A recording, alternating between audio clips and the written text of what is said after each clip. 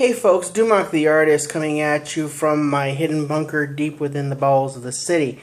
And, recently we've had some rather interesting allegations come out about Josh Duggar and that he was not only on a site that specifically caters to married cheaters, but he's actually been committing adultery, and that now he's blaming pornography for his poor life choices.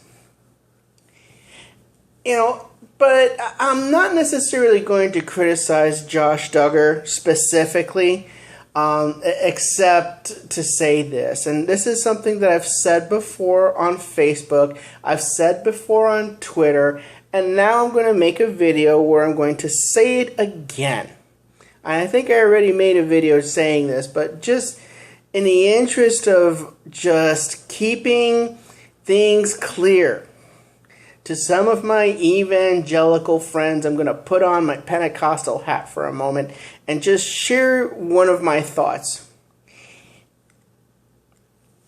If at some point in your life you decide that you're going to criticize other people for the sins that you perceive they are committing, if you believe that gay marriage is wrong and you're going to speak out and you're going to campaign and crusade against the evil gay agenda, do yourself a favor. Okay? Look at me very carefully now that I'm saying this. If you're going to be crusading and campaigning and you're going to be doing exposés on gays and all of that other stuff, and you're going to be hating on transgender, lesbian, gays, bisexual, what have you, do this. Make sure your life is right. What do I mean by that? Make sure your life is right. Okay?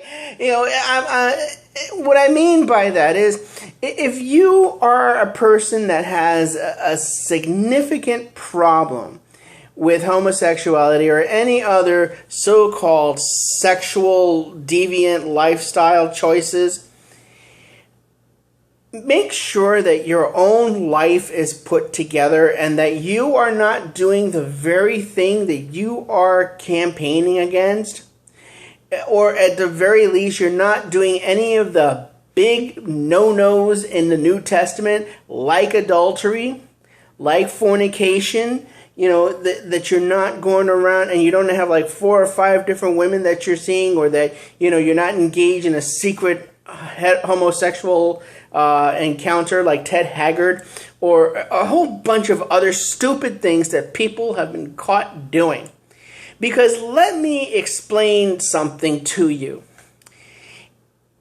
When you're criticizing the lifestyle choices of other people and your life is not right, what's going to happen is it's going to come out and you're going to get busted and you're going to look like an idiot. Because if there's one thing Americans can't stand, especially especially towards the religious communities, is hypocrisy. Americans hate hypocrisy from their religious leaders. If you're going to be against something, please be consistent.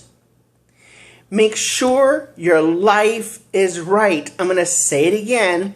Make sure your life is right. One more time with feeling. Make sure your life is right. Because, to quote the scriptures, judgment begins at the household of God.